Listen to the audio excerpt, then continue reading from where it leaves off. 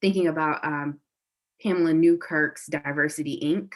I don't know if you're familiar with the text, but diversity is a billion-dollar business in this country. Yeah. And I think we sometimes are so laser focused on the numbers being the results that we miss the mark.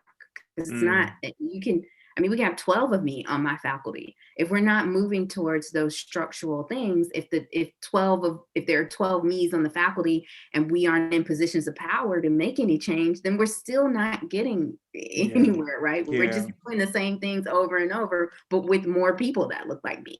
And that's not the result we should want either.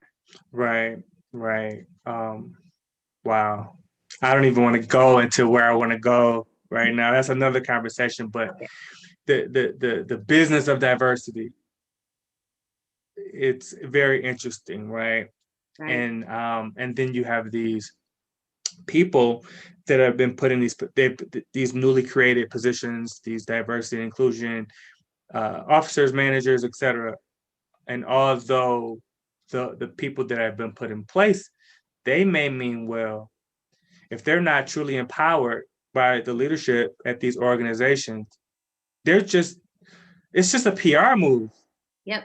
If they don't really make intentional, changes or go about, looking for things to implement and empowering these people, right? Yeah, it's a We could lot. have a whole talk for an hour just on Oh that. my gosh. And I would just love to hear, your thoughts about that whole piece, because I'm in a role where my group at Capnick, we have a diversity and inclusion team that we're doing some of the initial conversations for our clients.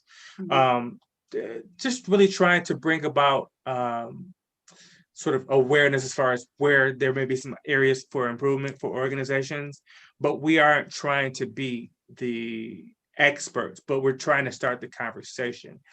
And I think that although it's a great initial step, I'm afraid that some folks may stop there and say that they've done something, right? And that's the piece that kind of that a cynic can spend a lot of time kind of dismissing, right, and not feeling like there's anything that's going to change from it. So another conversation for another day. It is. I mean, I'm wondering how we get to, if some of these positions, in the language of today, if some of these positions become anti-racism officers, like, because for me, on principle, that's really the work, right? That includes that would include also diversifying, and that would include equity and inclusion. Absolutely.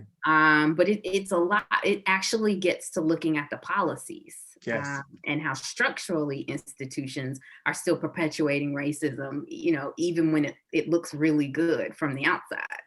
And so, really I wonder, good, I wonder if we're going to have anti-racist officers and directors, in the near future, because I think that really gets to the heart of tackling the structure. That's so good. Yeah. I mean, I don't know. I don't see anybody, naming an anti-racist officer. I'm maybe kind of dreaming out loud. No. I think you may be on to something. Okay, well, I mean, if I am onto something, y'all heard it here first. That's right. It was me. Right. Because ultimately, that's the work that needs to be done. And oh gosh, like I said, there's just so many. Like it's such a can of worms. But you're right. We want to check a box, or do we want to make some real change? And we need to.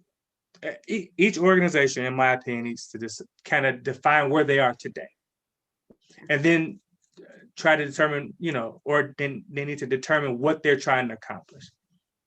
And if it's not whether they call it this or not, if it's not an anti-racism agenda, then they're already off the mark. Correct. Yeah.